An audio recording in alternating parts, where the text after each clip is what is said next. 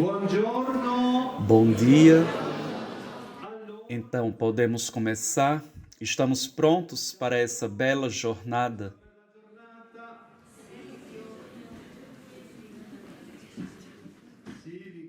Peço que ocupem os seus lugares, se acomodem. È così.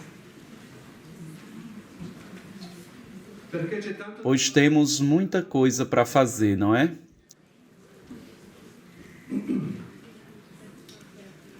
allora, Então, bom dia a todos.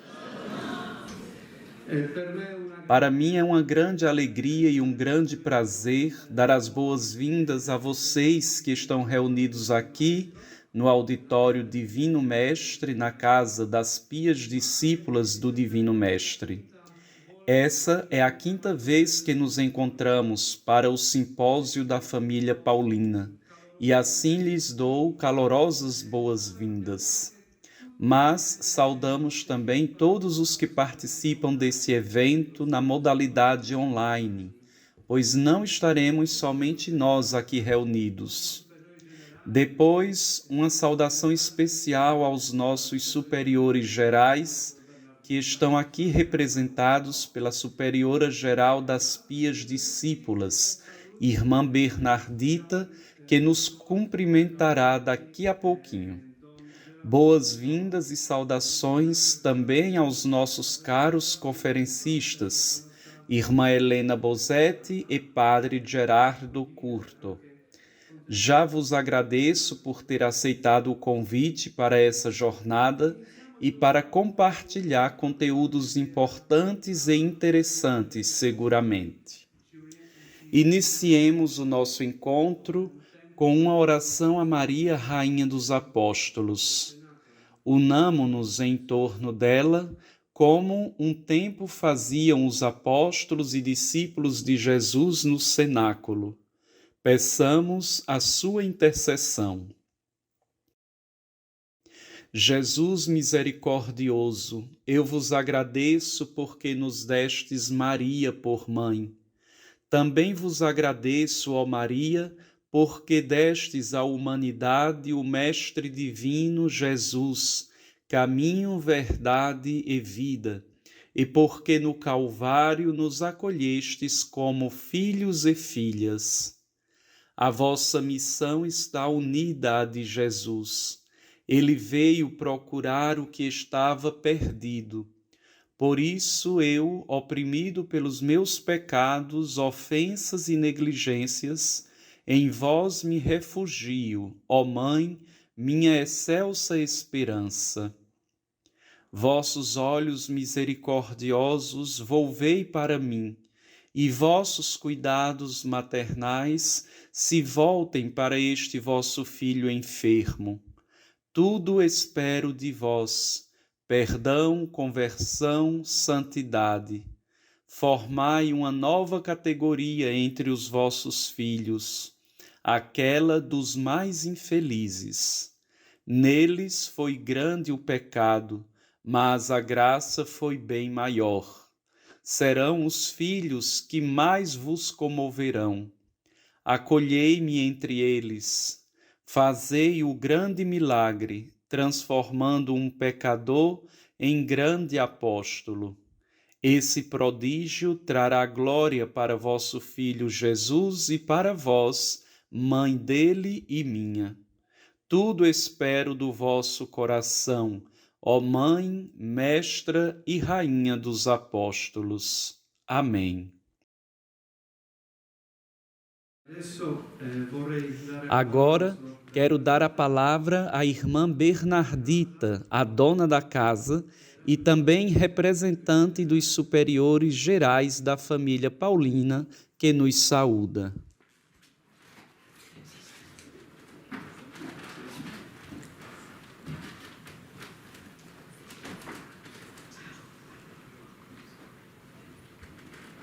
Buongiorno. Bom dia.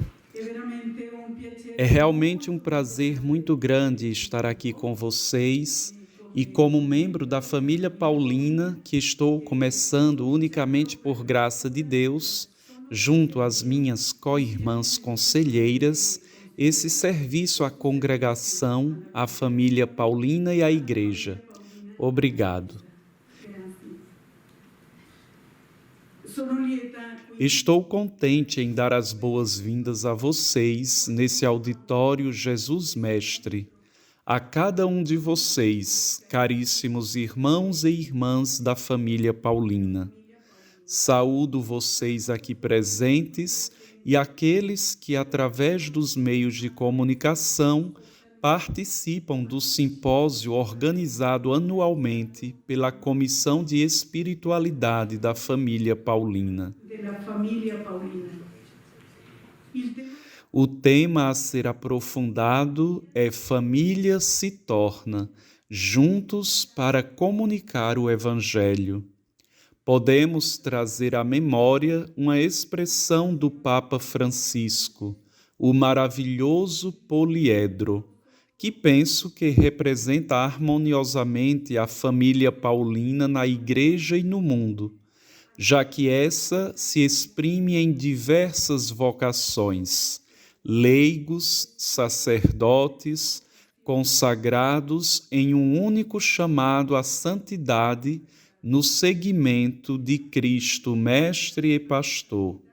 Nella sequela di Cristo, Maestro e Pastor. Manifesta e vive uma ampla e específica forma de apostolados na única missão, viver e dar Jesus no hoje da história. Integra a beleza de tantas culturas que manifestam a harmonia na diversidade, na única cultura do Evangelho. Essa importante jornada se desenvolve em um tempo especial de graça, um Kairós, já que com a Igreja vivemos o sínodo sobre a sinodalidade. Estamos próximos da solenidade de Jesus, Divino Mestre e Pastor, e estamos percorrendo por sua graça, com todas as pias discípulas do mundo, o memorial de nosso centenário congregacional. Desejamos, caros irmãos e irmãs, que enquanto habitamos esse espaço de família paulina, na comunhão e na acolhida da diferença, cooperemos com a restauração da paz, da dignidade e do harmonioso respeito entre as nações que hoje estão em conflito bélico. Família se torna, caminhando juntos, formando-nos juntos, dialogando e rezando juntos. Boa participação e bom dia. Boa jornada.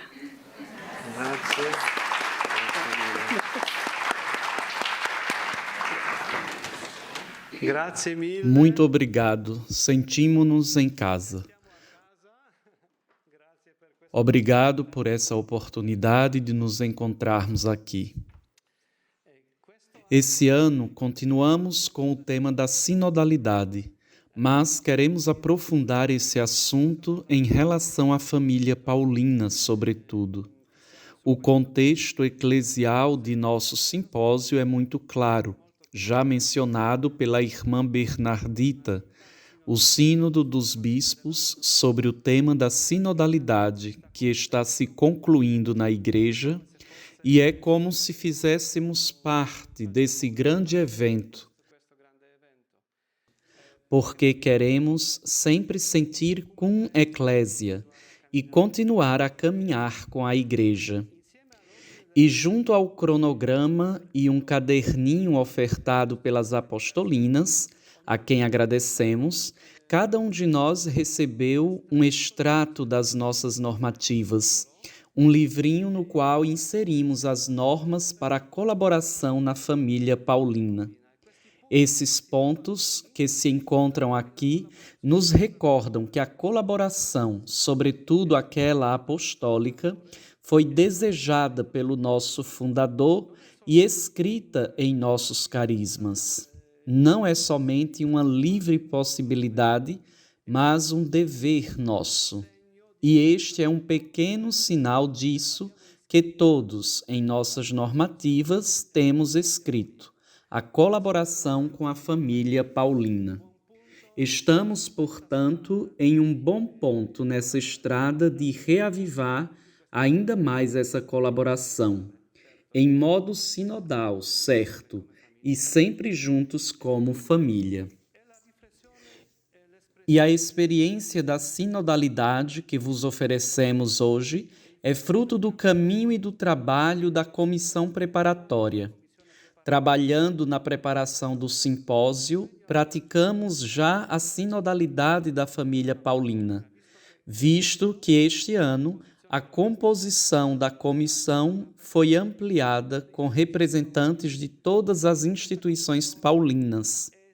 Portanto, essa comissão foi composta de representantes de toda a família paulina, e esse evento para a família preparamos juntos. Esse é também um sinal da colaboração, também da sinodalidade. Nessa jornada, acompanham-nos também pequenos vídeos, são 9, pequenos testemunhos sobre a colaboração na família paulina. Collaborazione nella famiglia paolina. E cominciamo prima che E começamos, antes que passe a palavra a Francesca, que é a nossa coordenadora, nossa moderadora, vejamos o primeiro vídeo, pois assim devemos distribuir ao longo do dia. Façamos, portanto, um primeiro esforço, não é esforço, um prazer, de escutar a irmã Marta.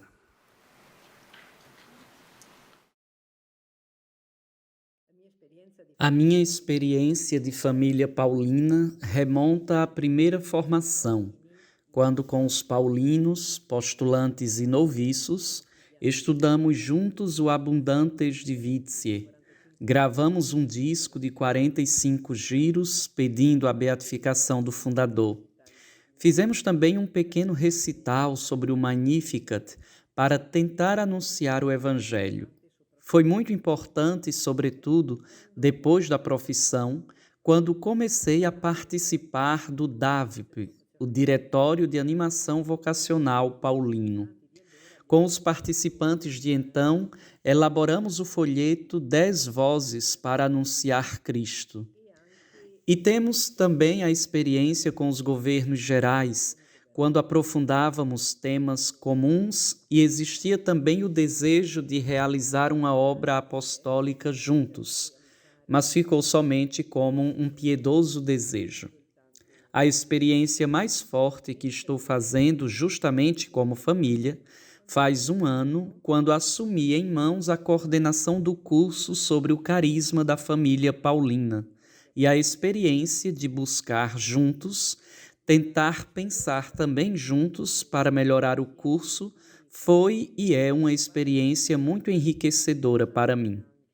Sempre esse respirar o ar de família com a participação de estudantes que provêm de diversas partes do mundo, portanto se estendeu do ambiente italiano a um ambiente intercultural e internacional. Aquilo que sonho, de qualquer forma, continua o desejo que possa constituir na família paulina uma comunidade de família, onde cada um com a própria cor que é o seu apostolado, mas com a espiritualidade comum, possa dizer hoje ao mundo e, portanto, dar ao mundo Jesus Cristo, caminho, verdade e vida, justamente juntos.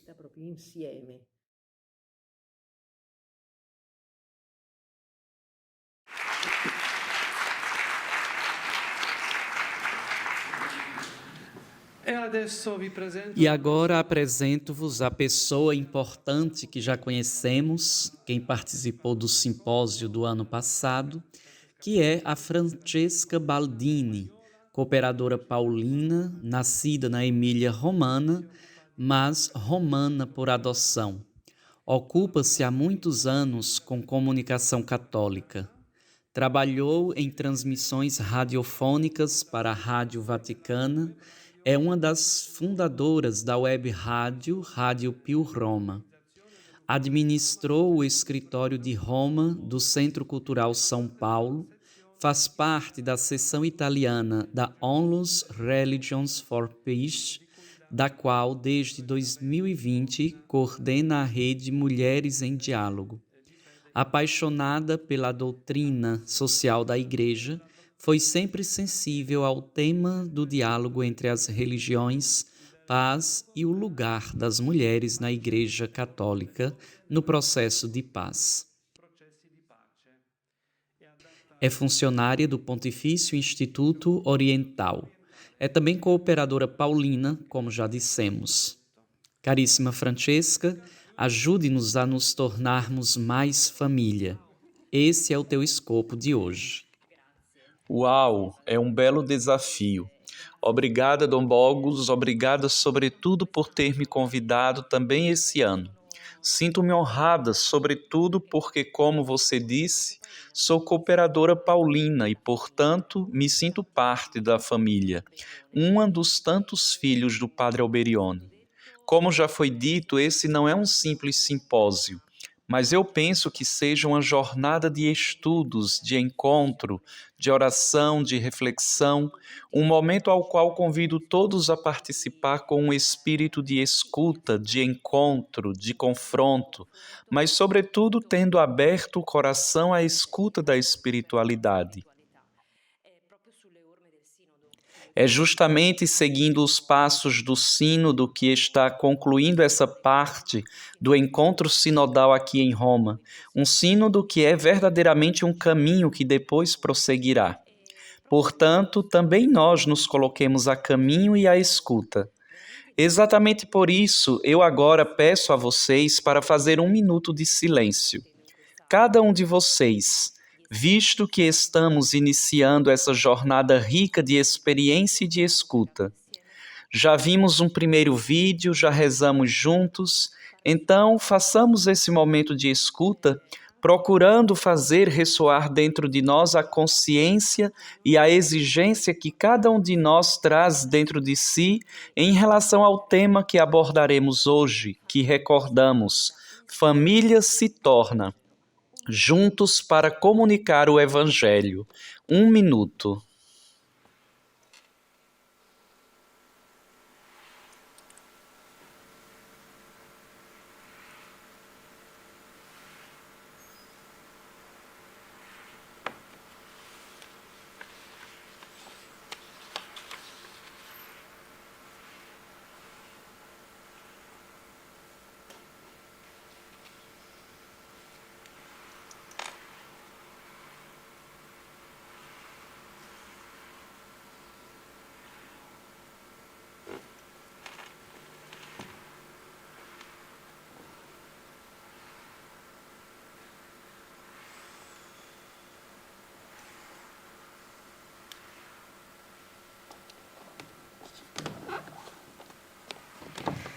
Bene, iniziamo questo cammino, questa giornata. Bom, iniciemos. Iniciemos esse caminho, essa jornada. Recordo a vocês que será uma jornada que segue um pouco a forma do simpósio do ano passado, porém com algumas novidades. Vimos já esses vídeos, essas contribuições que chegam de representantes de toda a família paulina, que tentaram responder à pergunta que foi colocada, trazer a própria experiência, que segundo cada uma das pessoas escutadas precisa continuar crescendo no espírito da família. Assistiremos esses vídeos, mas sobretudo nessa primeira parte, na manhã, escutaremos 2 conferências de irmã Helena Bosetti e do padre Gerardo Curto.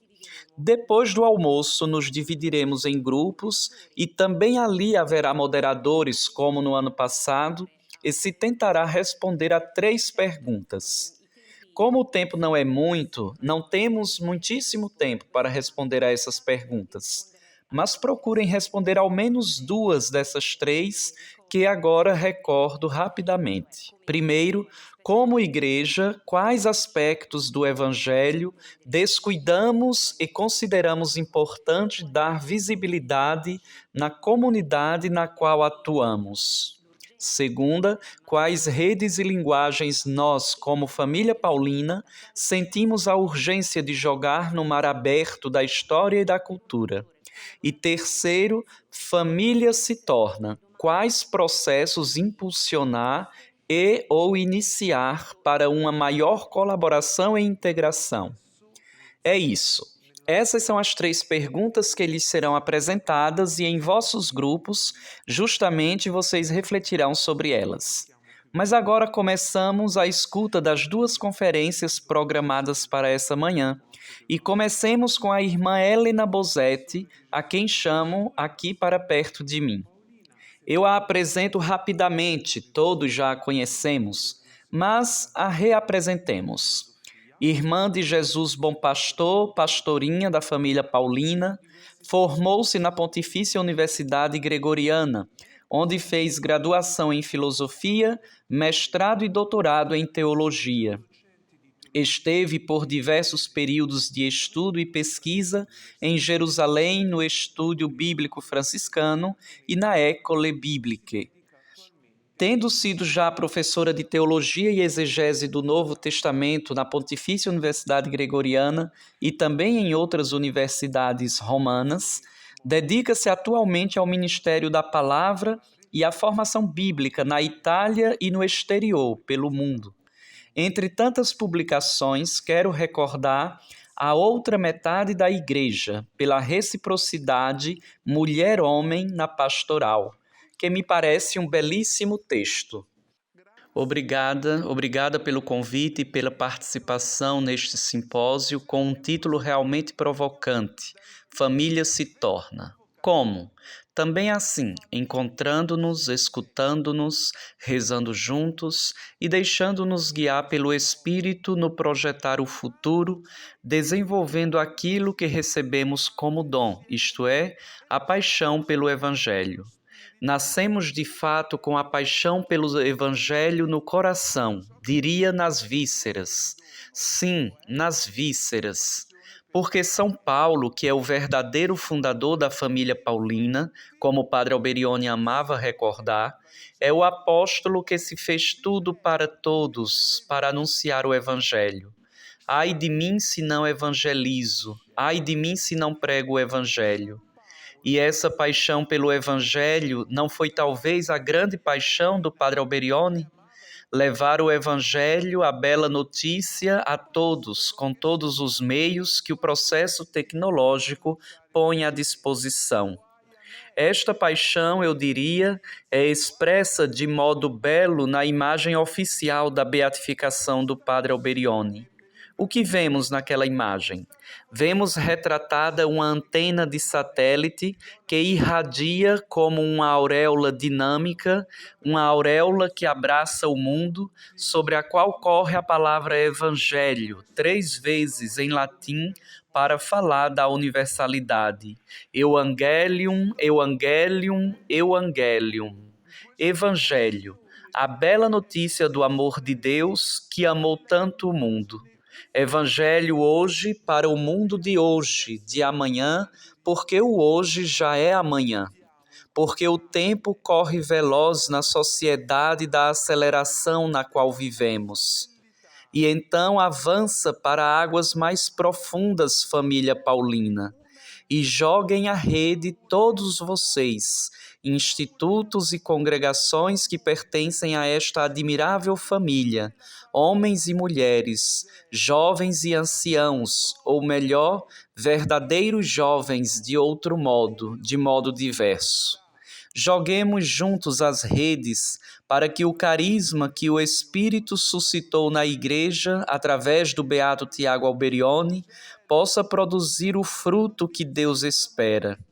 para que a palavra corra, para que a bela notícia do Evangelho alcance cada pessoa ali onde se encontra, nas diversas situações, para que a palavra possa verdadeiramente se encarnar nas diversas culturas, possa compreender a sociedade pluralista e secularizada na qual vivemos, possa impactar a vida e renovar o culto, a liturgia, a pastoral, a comunicação.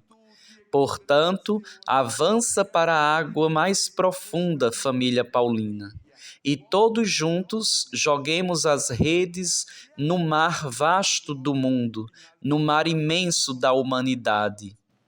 Eu gostaria de abrir com essa minha fala o horizonte bíblico carismático e suscitar algumas provocações, tendo por base o Evangelho de Lucas.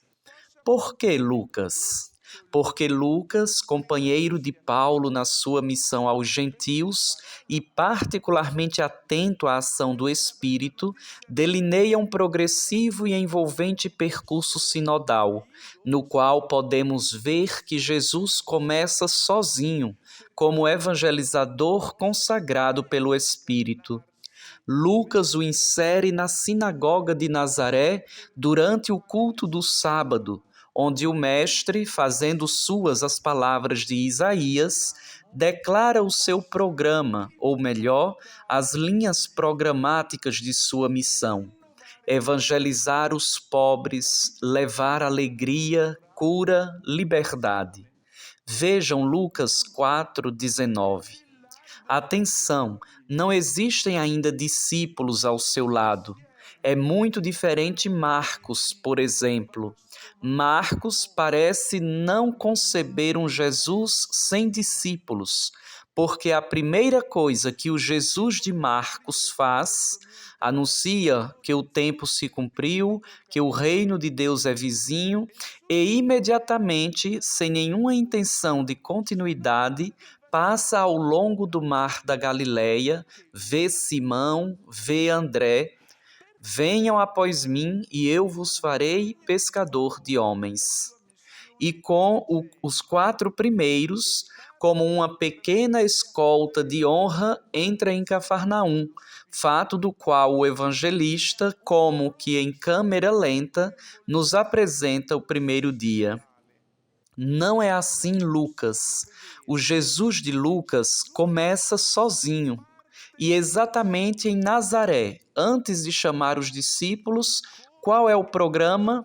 Evangelizar.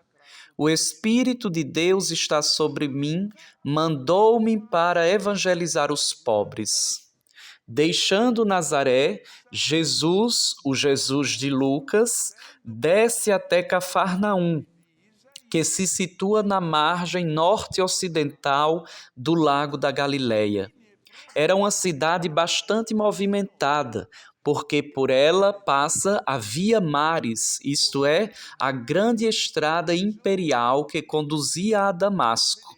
E as escavações trouxeram à luz uma pedra miliar, portanto, era também um lugar de alfândega. Tinha relações comerciais com a Alta Galileia, Golã, a Síria, a Fenícia, a Ásia Menor, hoje em situação de guerra, Chipre, África. É o que resulta das moedas e da cerâmica importadas dessas regiões. Recordemos, além do mais, que em Cafarnaum temos um centurião com um destacamento de soldados romanos. Algo confirma a importância dessa pequena cidade. Portanto, Jesus é esperto. Vai aonde estão as pessoas, onde há tanta gente, onde existem culturas diversas.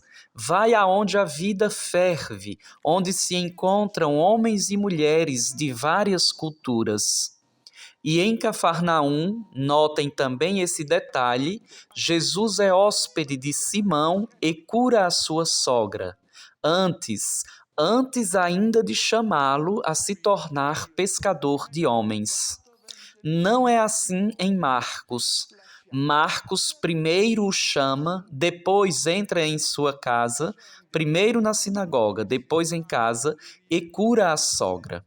É como se dissesse: já te fiz meu discípulo, agora curo a tua sogra. E Lucas não. Vejam, o Jesus de Lucas é atento às relações. Disse justamente que entra em casa, cuida, enfim, já estabeleceu uma certa familiaridade com o nosso Simão antes de subir sobre a sua barca, antes de chamá-lo a avançar para águas mais profundas. Entrou em casa, e isso é muito importante para nós hoje, estabelecer relações. Não é que funcione imediatamente. Podemos, então, ver em crescendo é exatamente o que eu queria mostrar a vocês, como se desenvolve a dinâmica sinodal no Evangelho de Lucas. Eis o chamado de Mateus, o publicano, e depois de uma noite de oração, a escolha dos 12. Mas Jesus envolve, o Jesus de Lucas, envolve diretamente também as mulheres na evangelização. Nos outros evangelhos, as mulheres entram em cena aos pés da cruz, mas estão aos pés da cruz porque já existiam antes, mas não o dizem. Em Lucas, por sua vez, já no capítulo 8 aparecem, em um contexto de evangelização, os 12, 3 chamados pelo nome e muitas outras. Entre essas mulheres chamadas pelo nome, sim, a Maria de Magdala, da qual Jesus expulsa 7 demônios, mas há também Joana, mulher de Cusa, administrador de Herodes. Portanto, não é uma mulher de classe baixa. Seria interessante ver as origens sociais do cristianismo. São mulheres e homens de diversos estratos sociais que caminham juntos, plenamente dedicados ao Evangelho. E chegamos ao capítulo 10. O meu percurso será justamente do capítulo 4 ao 10, onde o horizonte se abre, porque o Jesus de Lucas, e somente Lucas, fala de 72 discípulos enviados em todas as cidades e lugares onde o Senhor estava para chegar. E este é exatamente um trecho exclusivo do Evangelho de Lucas. Não o encontramos nos outros evangelhos, para dizer que aqui há uma evangelização a todos os lugares. Mas Lucas nos reserva também um detalhe que é relevante para toda a família paulina, não só para as pias discípulas. Por quê? Porque à conclusão do capítulo 10 encontramos 2 discípulas que não são itinerantes com Jesus, como Maria Madalena, Joana e Susana. São discípulas acolhedoras, abrem a casa. Como é importante encontrar uma casa acolhedora para homens dedicados à evangelização itinerante. Diz-nos também Lucas, nos Atos dos Apóstolos, quando nos fala de Lídia, por exemplo, que obriga Paulo a receber essa hospitalidade. A importância da acolhida. Porém, tem mais. Nos deteremos no detalhe que, sentada aos pés do Senhor, Maria, a irmã menor, o que fazia? Escutava a sua palavra. E não é talvez intrigante para nós este percurso? Não recorda talvez, em certo sentido, por analogia, o percurso próprio do padre Alberione, o seu work in progress na gênese da família paulina? Assim como o Jesus de Lucas, também o padre Alberione começa, por assim dizer, sozinho, plenamente guiado pelo Espírito. Penso na experiência místico-carismática do jovem Alberione, todo absorto em adoração ao Santíssimo na Catedral de Alba. Uma experiência que o marcou profundamente, como ele mesmo o recorda em Abundantes Divitiae. Uma luz particular veio da hóstia santa, maior compreensão do convite de Jesus. Venite ad me omnes. E vagando com a mente no futuro, lhe pareceu que no novo século almas generosas sentiriam o que ele sentiu. A necessidade de uma nova variedade de apóstolo se fixou assim na sua mente e no seu coração, e depois dominaram sempre seu pensamento, a oração, o trabalho interior, as aspirações. Sentiu-se obrigado a servir a Igreja, os homens do novo século e atuar com outros em organização. Eis aí onde nasce o projeto apostólico do Padre Alberione. Há uma forte, pessoal e indelével relação com Deus, uma experiência de Deus na origem da família paulina. É ali, aos pés do Mestre, intimamente tocado pelo Espírito, quase fulgurado pela luz proveniente da hóstia santa, que nasce o apóstolo Alberione, entre os maiores e mais geniais apóstolos do século XX, devemos reconhecer. Como o Jesus de Lucas, o Padre Alberione parte sozinho, mas com um grande sonho concebido no Espírito, o sonho de envolver uma nova variedade de apóstolos. Ele diz almas generosas que sentiriam o que ele sentiu. E o que sentia o Padre Alberione?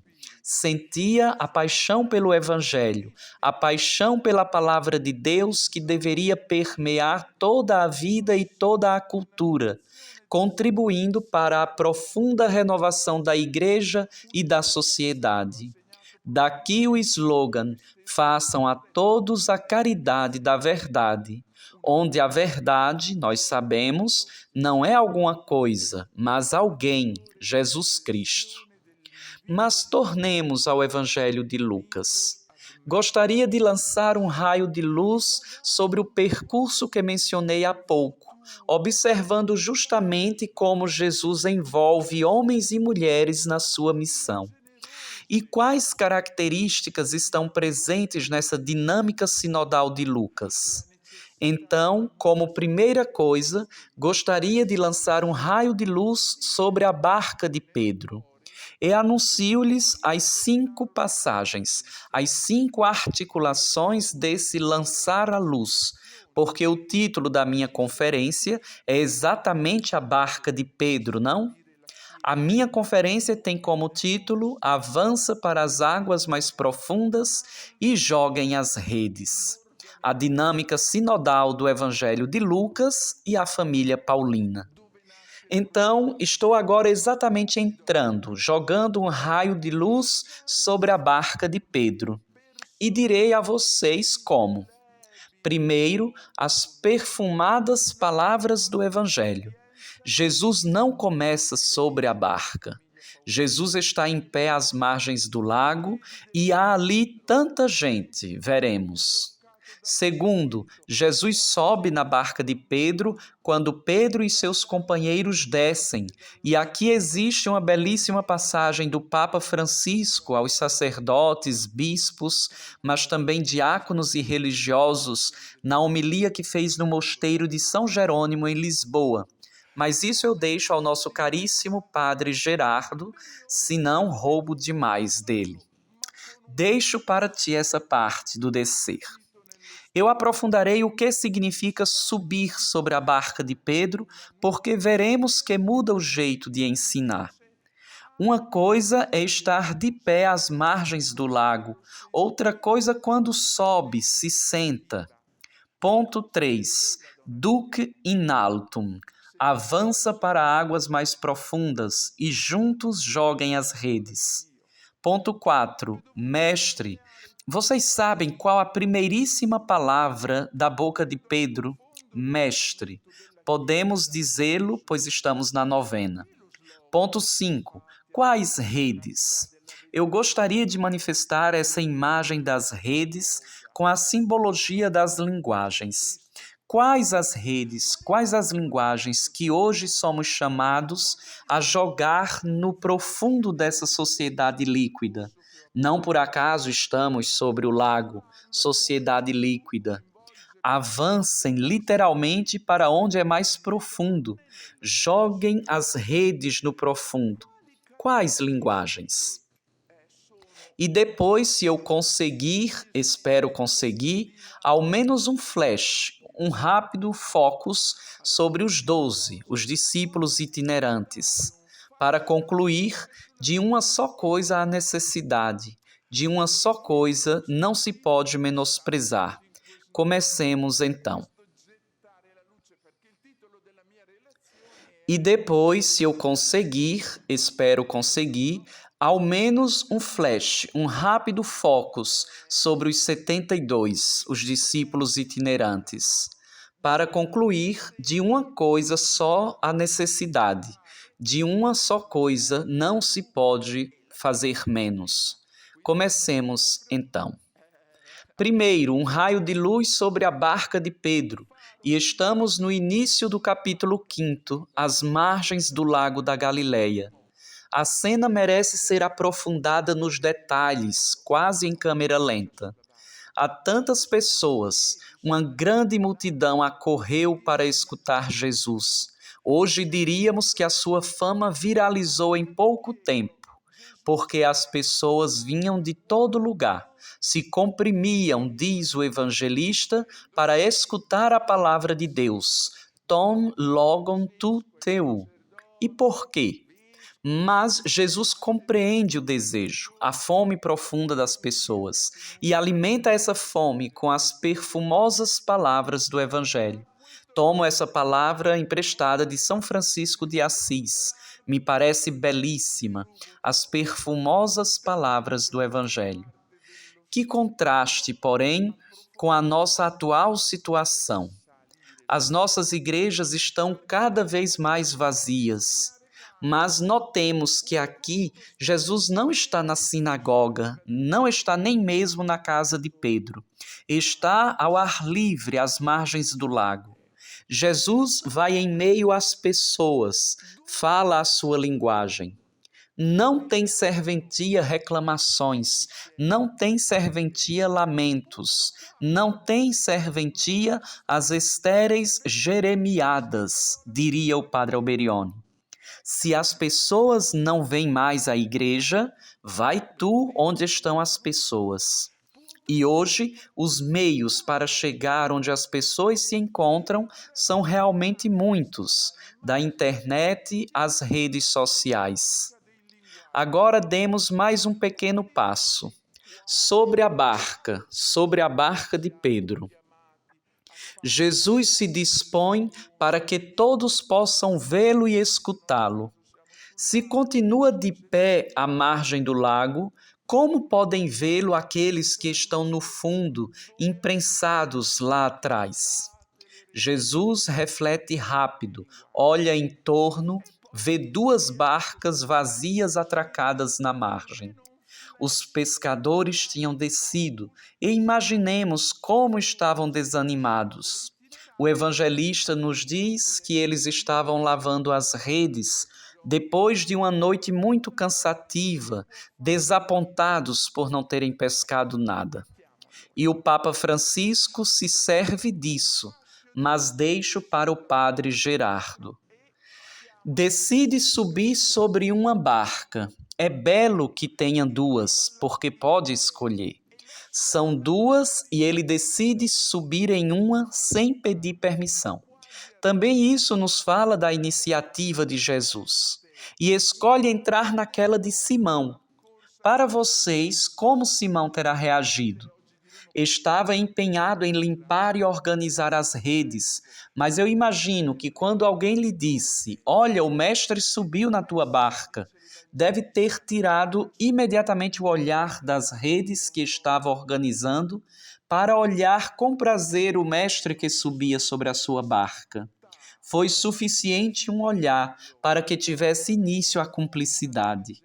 E então Jesus lhe pede para afastar um pouco a barca da margem, o que prontamente Simão faz.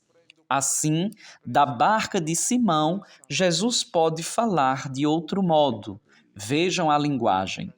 Antes de tudo, se senta, katizas, em grego. E este verbo recorda a cátedra, katizo, cátedra. Lucas recorda justamente a cátedra.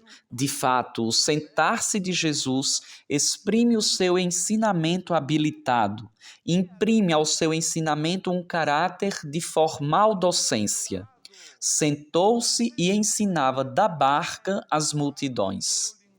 Lucas não descreve nada do longo discurso de Jesus. A nós, leitores e leitoras, resta somente o modo como o faz, o contexto expressivo que nos é dado.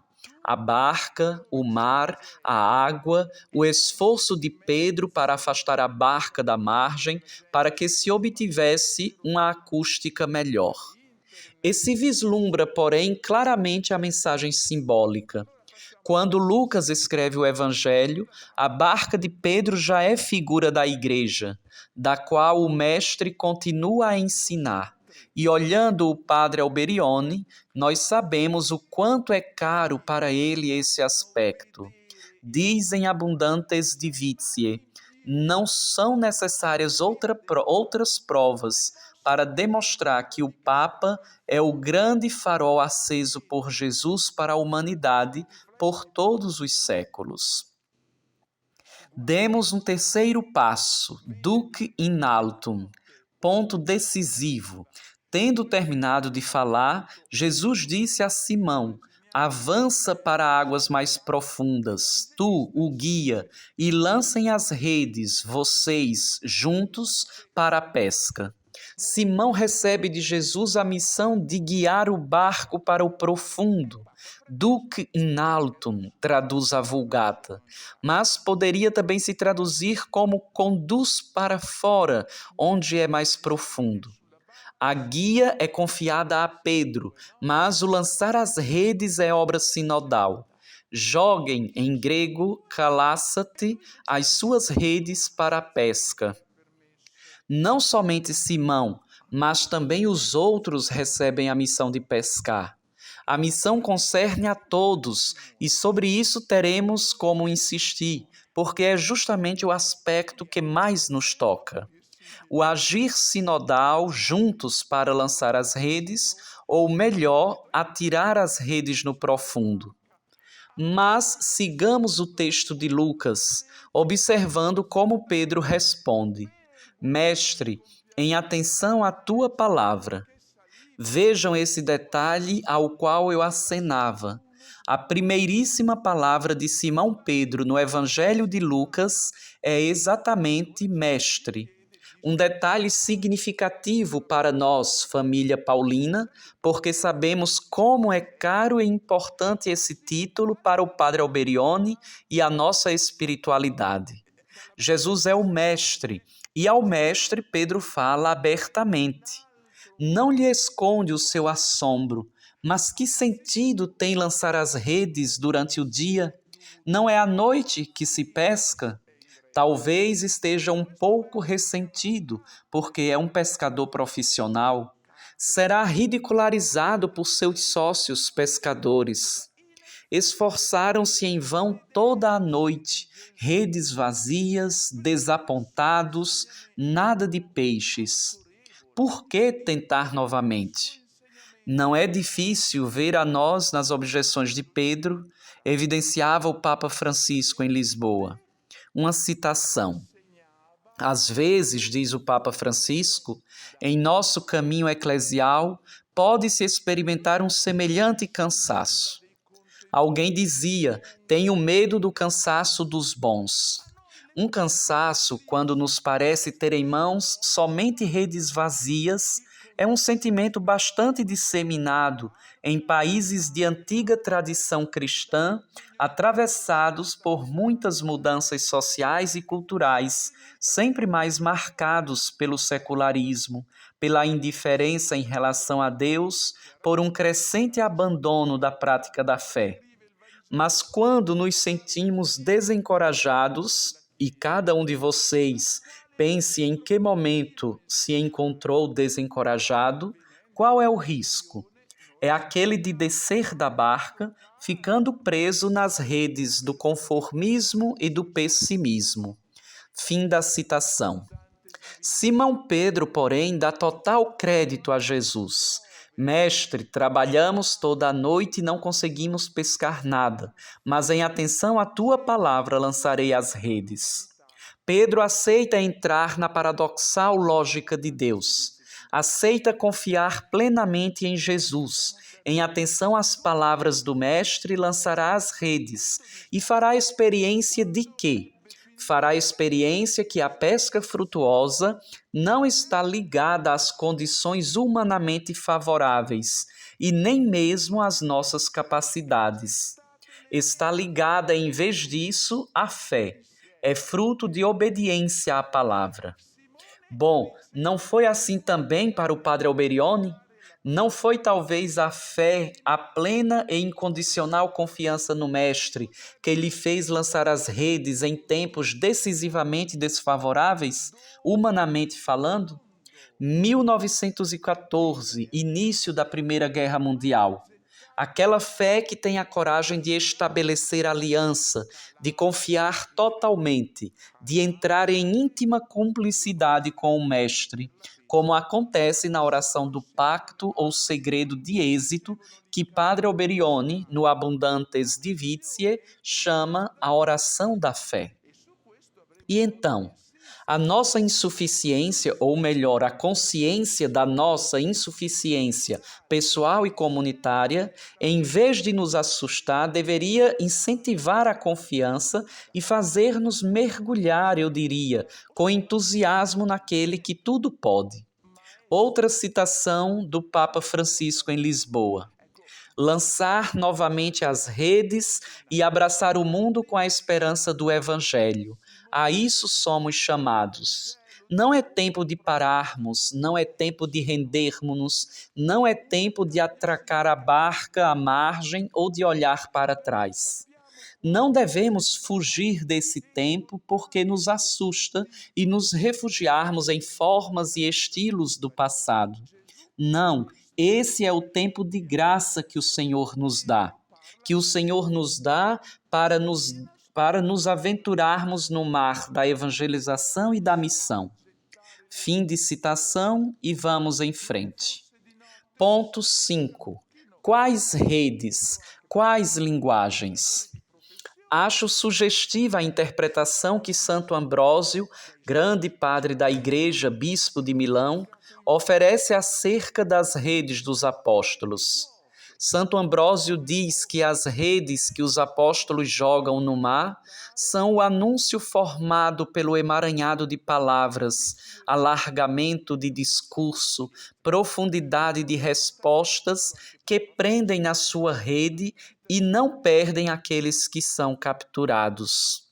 E é justo, anota Santo Ambrósio, que os instrumentos da pesca apostólica sejam as redes, porque as redes não matam aqueles que são capturados, mas os conservam em vida, trazem-no do abismo para a luz e da profundidade conduzem à superfície que estava imerso. E então podemos nos perguntar, o que significa e o que comporta hoje para nós, família paulina, avançar para águas mais profundas, lançar as redes? Hoje, a palavra é mais do que nunca atual. Internet, estamos todos em rede. Mas podemos também refletir sobre a simbologia, dizia a vocês, das redes como linguagem. Como encontrar redes, linguagens novas? Quais as redes, linguagens, consideramos hoje mais adequadas para a pesca, para a evangelização? Na sua carta à Igreja de Verona, da qual atualmente faço parte, o bispo Domenico Pompili escreveu uma carta sobre o silêncio, mas fala de linguagem e observa que também Jesus foi obrigado, durante sua obra, a mudar de linguagem. Cito a carta sobre o silêncio do bispo Pompili. No início de sua missão, Jesus fala de modo direto, com um tom querigmático e também entusiasta. O tempo se cumpriu, o reino de Deus chegou. convertei-vos, crede no Evangelho, libertando de espíritos impuros e curando os doentes. Porém, logo se encontra diante das primeiras incompreensões. Como assim se vê hostilidade, distorções de significado, abandono? Devemos ter consciência realisticamente que também a comunicação de uma boa notícia, como aquela do reino de Deus, pode falhar.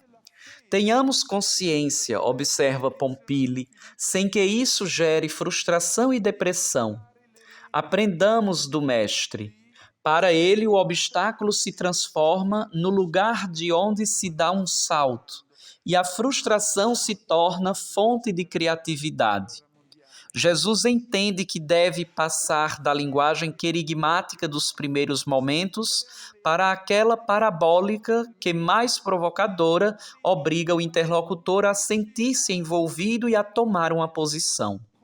Quando depois as multidões desiludidas o abandonam, João capítulo 6, então muda novamente a linguagem e escolhe aquela didática, concentrando-se sobre a formação de seus discípulos, de modo que ao menos alguns entendam qual é a lógica do Evangelho.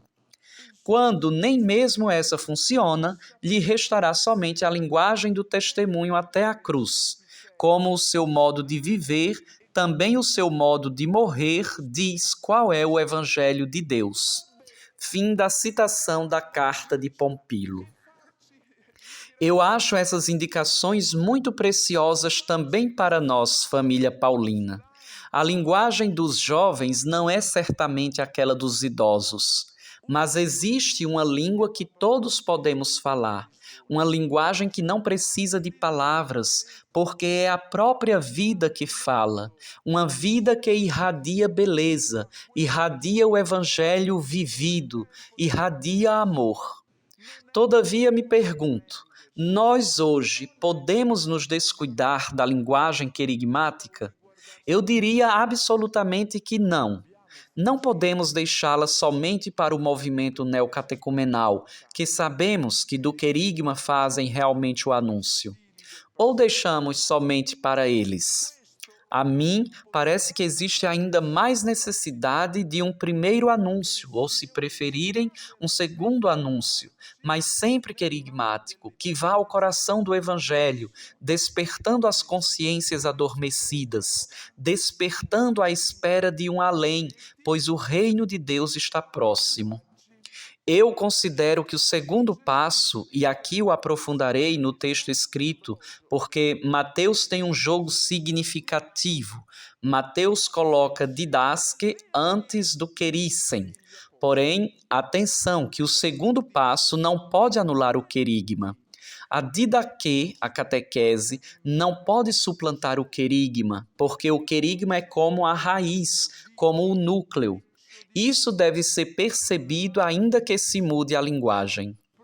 Por isso, a narração que hoje é privilegiada como forma de comunicação, mas deve sê-lo realmente, isto é, a narração da história salvífica, narração à maneira de Jesus, que com suas parábolas colocava perguntas provocantes que interpelavam diretamente a vida de quem o escutava.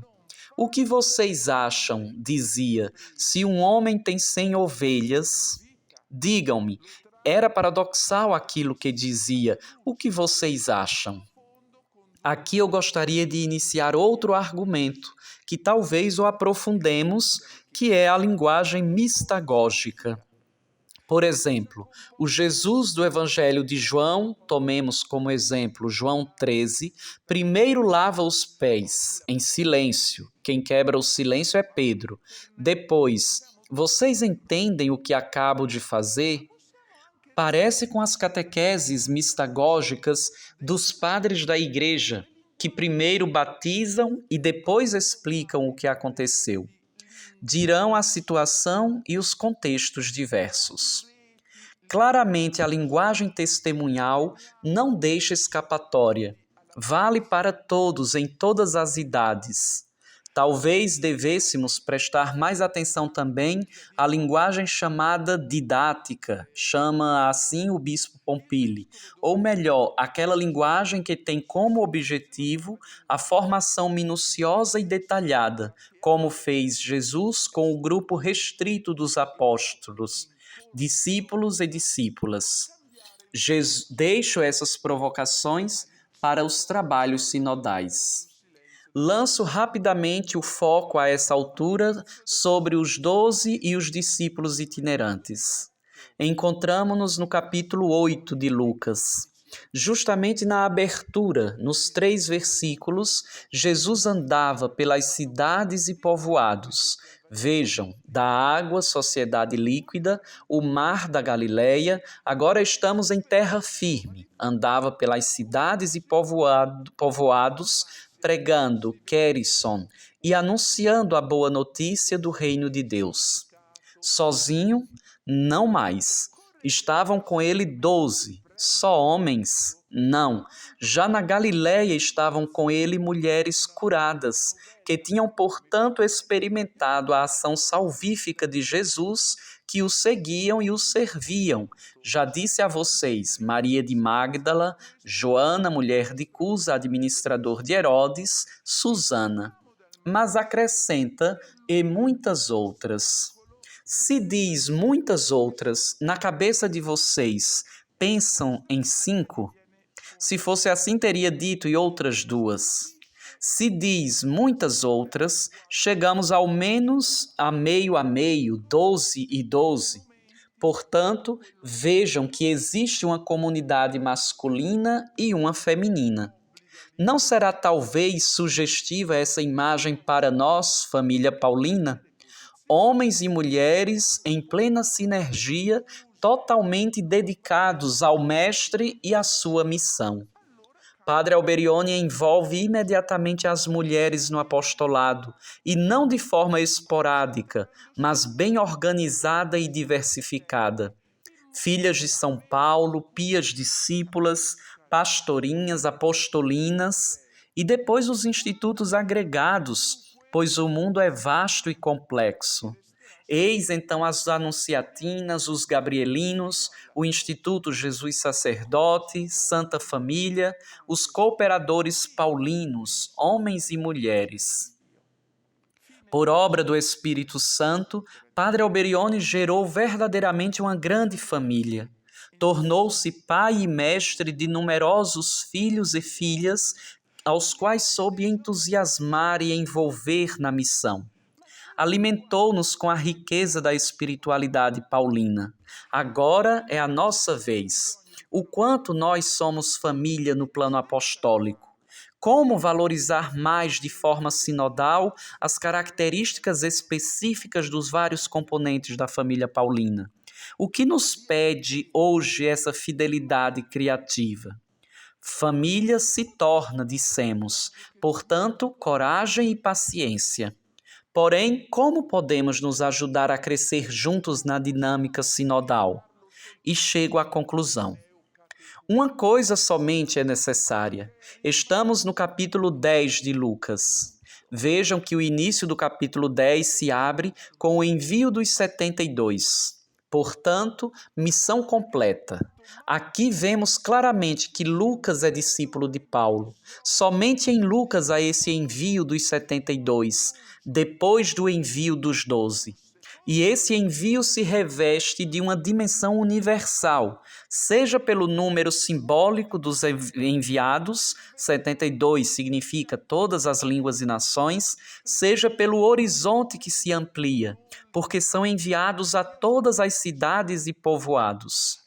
É necessário anunciar a todos a boa notícia, com a consciência que, já no primeiro versículo do capítulo 10, encontramos essa consciência. Qual? A messe é grande, mas os operários são poucos. Pedi, pois, ao Senhor da messe que mande operários para a sua messe. Padre Alberione não menosprezou, por certo, esse aspecto. No coração da família paulina, as irmãs apostolinas são um memorial vivente, podemos dizer assim, dessa palavra do Mestre, e recordam a todos nós o quão fundamental é a oração e o cuidado pelas vocações. Seria importante nos determos também sobre as indicações que o Mestre dá aos enviados, sobre o estilo de vida que deve identificá-los. Basta recordar que os envia como ovelhas em meio a lobos. Será que isso não é atual no mundo das redes sociais, onde os lobos, nós o veremos, se multiplicam rapidamente? Corre-se o risco de ser estraçalhado antes mesmo de dizer alguma coisa. Eu vos envio como ovelhas em meio aos lobos. Mas não é esse o lugar para aprofundar. Não tenho tempo suficiente. Devo me encaminhar para a conclusão e desejo fazê-lo aos pés do Mestre na casa de Marta.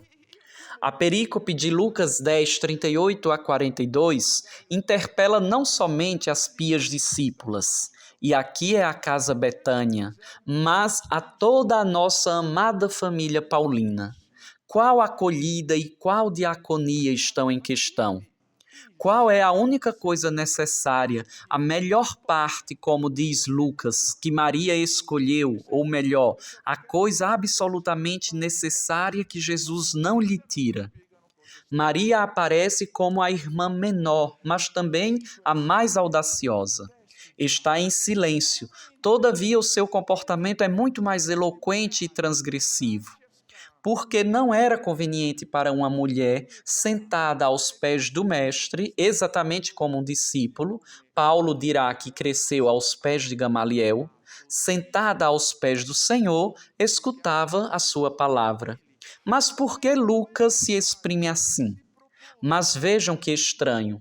Nós somos acostumados a ler o Evangelho. Mas não seria mais lógico em português, mas também em grego, dizer simplesmente Maria sentada aos pés do Senhor o escutava? Ou não? Sentada aos pés do Padre Alberione o escuto. Porque diz sentada aos pés do Senhor escutava a sua palavra? Não é uma questão de interpretação, pois esse detalhe é precioso e introduz a diferença entre o personagem histórico Maria e nós que lemos o Evangelho. Se Lucas tivesse escrito Maria sentada aos pés do Senhor o escutava, eu poderia dizer, feliz foi ela que podia escutar diretamente Jesus. Em vez disso, escrevendo escutava a palavra do Senhor, Lucas me diz que é possível também para mim, também para ti. Por isso ele escreveu o Evangelho anos depois, porque o Evangelho, também depois de milênios do evento histórico, nos permite escutar a palavra do Senhor. E assim, para onde somos orientados? Somos orientados pelo mesmo evangelista àquela escuta que chamamos Lectio Divina, escuta orante do Senhor nas Sagradas Escrituras. Será que isso não era importante para o Padre Alberione?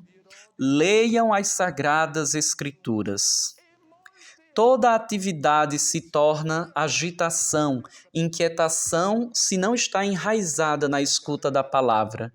Pelo contrário, o contato profundo e constante com a palavra torna precioso e fecundo todo serviço, toda diaconia, em qualquer situação e em todas as idades.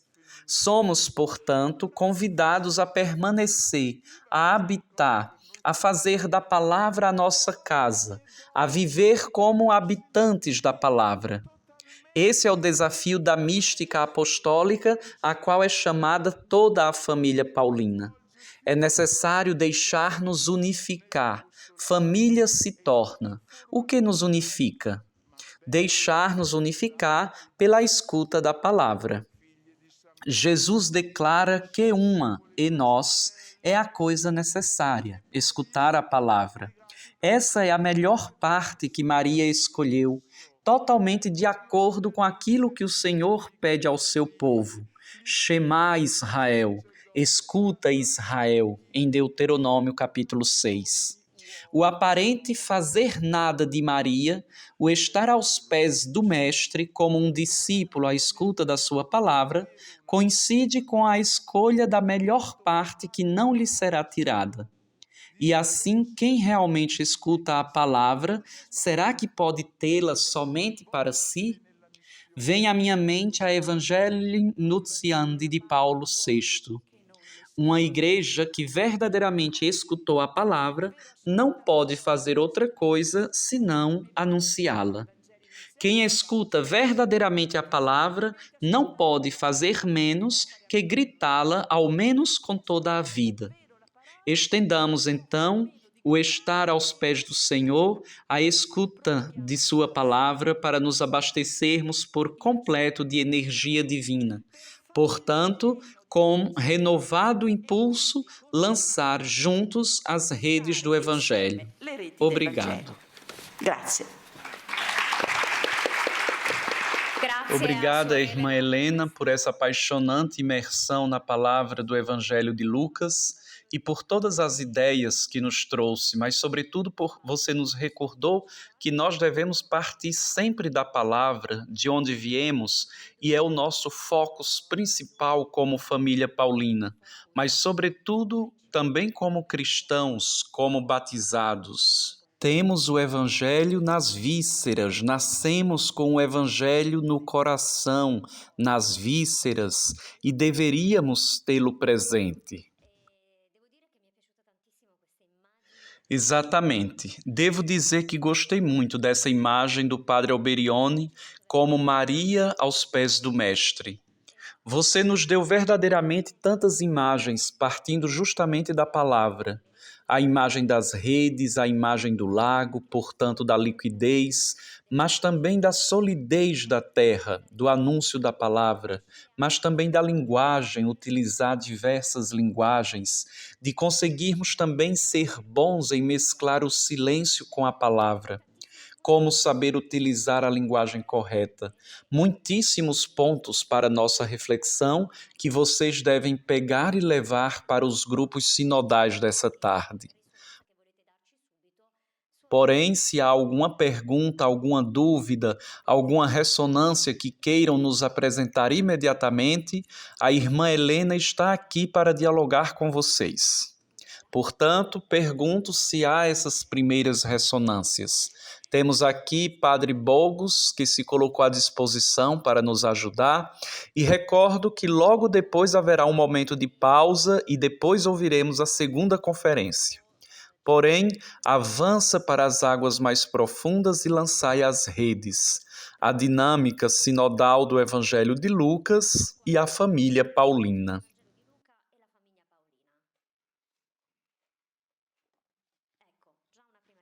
Isso, uma primeira ressonância. Obrigado. Sim, salve. Obrigado pela conferência. Uma pergunta. Na sua relação, você se referia ao mestre, isto é, a necessidade que haja um mestre que ensina. E hoje o mestre não é o Papa. Na sua opinião, toda a igreja, quero dizer, é um amplificador para aquilo que o Papa diz? Porque, se isso não acontece, somos todos, obviamente, um pouco órfãos, no sentido de que quando o Papa dá indicações, deveria existir da parte de todos um seguimento a essas suas indicações. E muito frequentemente me parece que não acontece isso por parte, não digo da igreja, mas por parte de grupos, associações e daí por diante. E a segunda pergunta que quero fazer é esta. A escuta da palavra, a escuta do Evangelho, que hoje não é muito escutado, porém eu penso que o tempo que nós estamos vivendo, guerras e todas essas coisas, a criação talvez seja a ocasião justa para orientar todas as nossas iniciativas sobre essas duas coisas fundamentais, que, na minha opinião, o Evangelho diz: somos todos irmãos e a criação faz parte da mesma família. Sobre essas coisas, o que você pensa? Irmã Helena, quem nos segue via stream não escuta a pergunta, portanto, você pode repeti-la. Sim, eu a retomo. Então, o Cláudio perguntou, antes de tudo lembrava que da barca de Pedro o mestre falava, que hoje o mestre para nós é o Papa, sentado sobre a barca de Pedro e, portanto, todos deveriam seguir as indicações do Papa, caso contrário não estamos a postos. Em vez disso, para Cláudio, parece que isso não acontece, porque diversos movimentos, diversos grupos de diversos lugares, grupos às vezes consistentes da hierarquia, estão em desacordo com o ensinamento do Papa. A segunda pergunta que me fez é relativa à escuta da palavra, à escuta do Evangelho, que hoje, com a situação aterrorizante que estamos vivendo de guerra, fome, crises de vários tipos, ele destacaria fraternidade e cuidado da criação. Disse certo, Cláudio? Bem, a primeira pergunta eu responderia: não nos espantemos se há desacordo e grupos que contestam o Papa, porque existiam grupos e divergentes que contestavam Jesus. Também vocês querem ir embora? Dirá. E é exatamente isso o que faz mudar de linguagem. Mas, enfim, se acabou na cruz, é porque não concordavam com ele. O importante é que a família paulina esteja com o Papa. Nós devemos prestar contas disso. Eu citei para vocês que sobre a barca de Pedro, eu fiz exatamente uma citação explícita do padre Alberione que dizia, vou lê-la novamente, onde a barca... Eu perdi a citação, mas é suficiente isso para nos dizer que o Papa é o grande farol da humanidade. Mas isso o padre Alberione diz à família paulina, não está dizendo àqueles que também naquele tempo contestavam o Papa. Os papas foram sempre contestados, não somente agora. Também quando o padre Alberione escrevia o Abundantes Divitiae, havia. E padre Alberione justamente se coloca do lado do Papa. E os primeiros paulinos, talvez também hoje, fazem o 4º voto de obediência ao Papa no que se refere ao apostolado. Portanto, à sua pergunta eu responderia, não nos assustemos, porque o Papa é contestado. Família paulina, de acordo com o ensinamento do teu fundador, deixa-te iluminar por este grande farol que Jesus quis.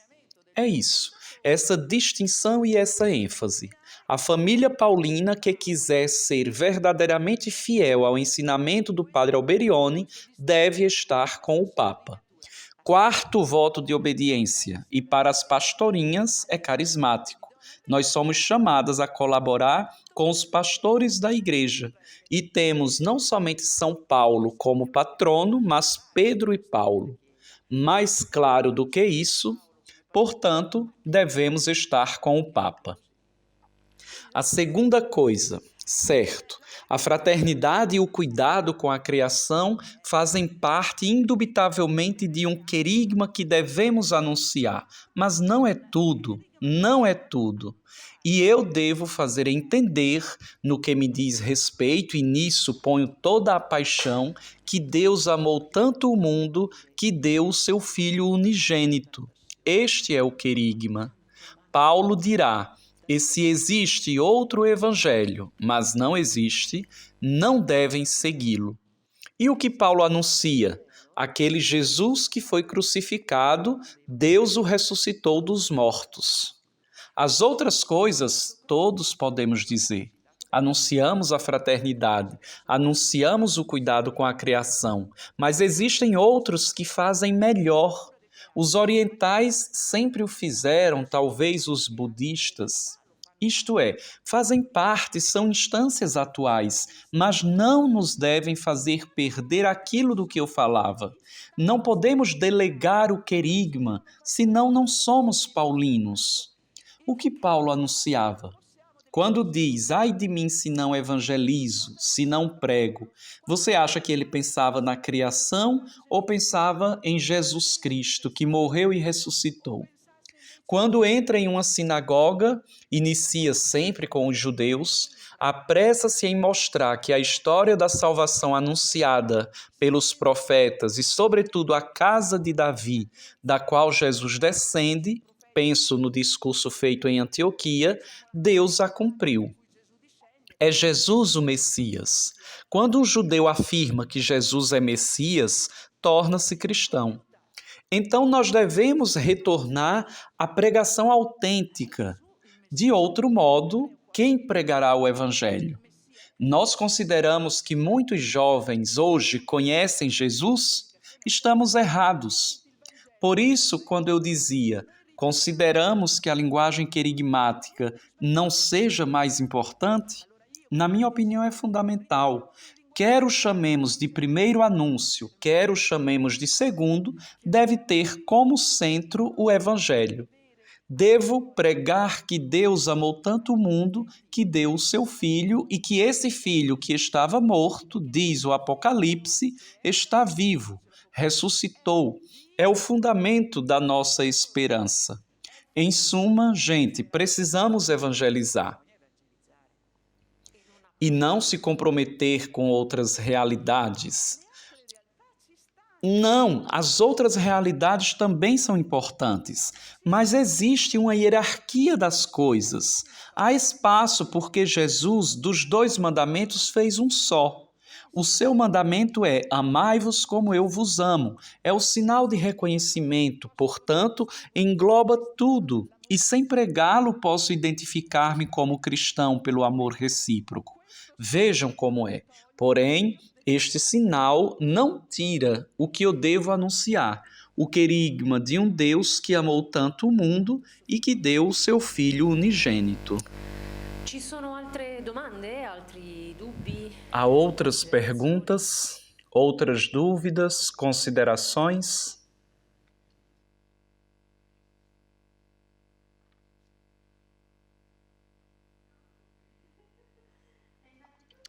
Antes de tudo, obrigado, porque você destacou e destaca diversas vezes que aquela acolhida da casa de Betânia não é somente para as pias discípulas. Pias discípulas na família paulina. Talvez um lembrete também para nós colocarmos em circulação essa acolhida na casa de Betânia como sangue vital para toda a família paulina. Porque o mais importante é esse estar aos pés do Mestre escutando a sua palavra. Esse era um ensinamento do padre Alberione, que recordava muito que não havia essa contradição. Mas se estás aos pés do Mestre, podes fazer as tuas obras de certo modo. E me vem à mente agora um testemunho no que diz respeito a estar com ele, aos seus pés, de irmãs da primeira hora, quando uma vez eu as provoquei dizendo: mas vocês trabalhavam todo o dia com trabalhos na cozinha e em outras partes. E elas me responderam quase em coro: mas nós estávamos 2 horas com ele. Não me disseram fazíamos adoração, mas estávamos 2 horas com ele. E outra coisa ainda em relação a isso, é uma expressão de Madre Escolástica que dizia: devemos escutar o Senhor. Temos tanta coisa para fazer ao longo do dia, mas o importante é no silêncio escutar a palavra de Jesus. Eis, portanto, a importância disso. E ainda uma última coisa sobre essa passagem que me fez refletir muito. O fato de que, antes da reforma litúrgica, esse texto da casa de Betânia era o evangelho que se lia na Anunciação de Maria, isto é, para dizer que Maria foi aquela que escutou a palavra e tudo o que fazia era à luz dessa palavra. Obrigado.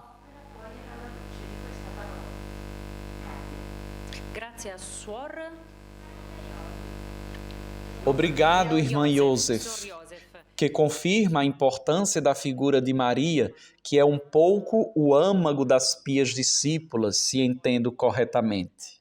Em suma, da contemplação e da escuta nascem as obras e o operar. Sim, você entendeu bem, Joseph. Gostaria que se tornasse justamente a imagem da família Paulina. Mas imagem não somente o escutar o Senhor, porque posso ouvir como eu quero. Escutava a sua palavra. Portanto, vejam que é Eucaristia, Evangelho, porque de outro modo, cada um faz o Jesus que quer e prega o Jesus que quer. E pregamos o Jesus das devoções. Então, eu escolho o Sagrado Coração de Jesus, o Imaculado Coração de Maria. Por que Lucas escreveu um evangelho?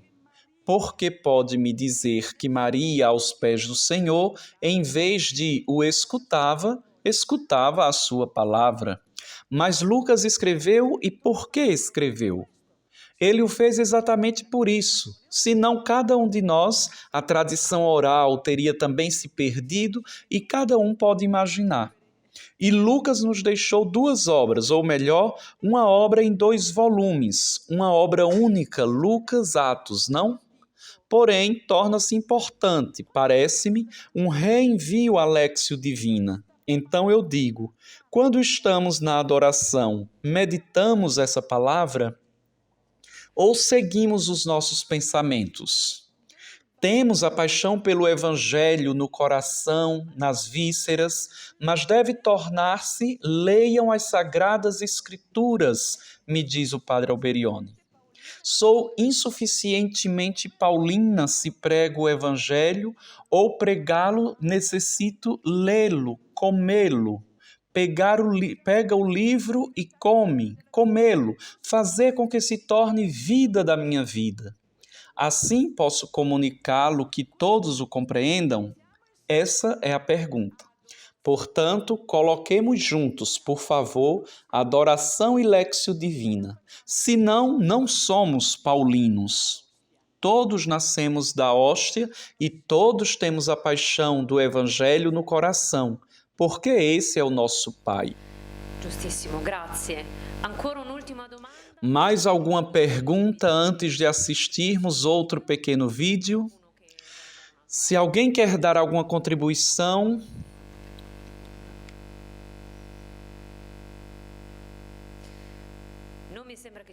Parece que não há outras ressonâncias.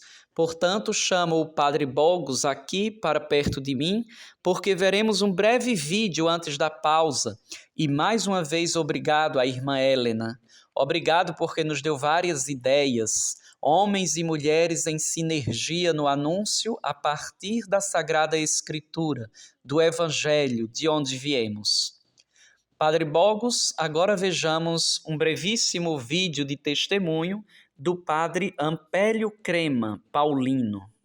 Di testimonianza di Don Ampelio Crema, paulino.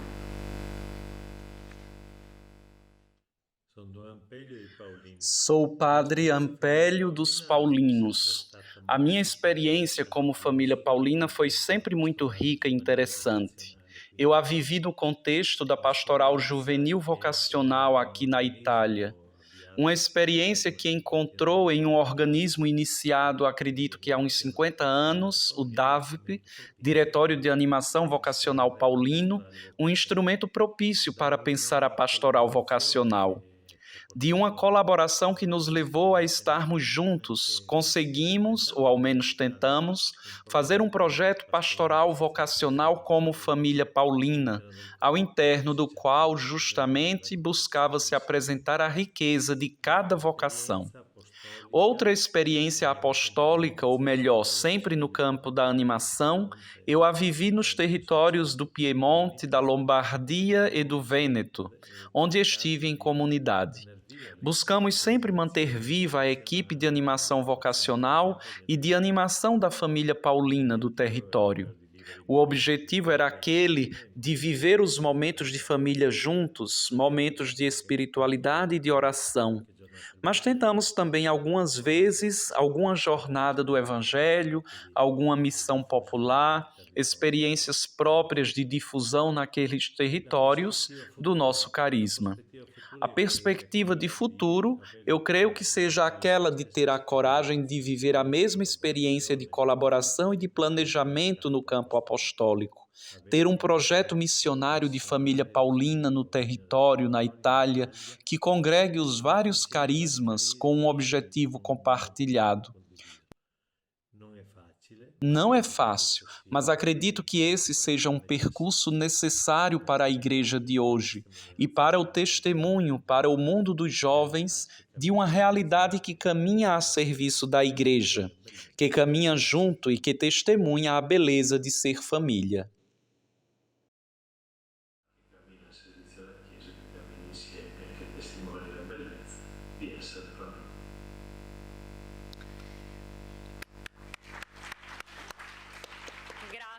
Obrigado, desejamos um bom trabalho ao Padre Ampélio, que talvez esteja conectado conosco.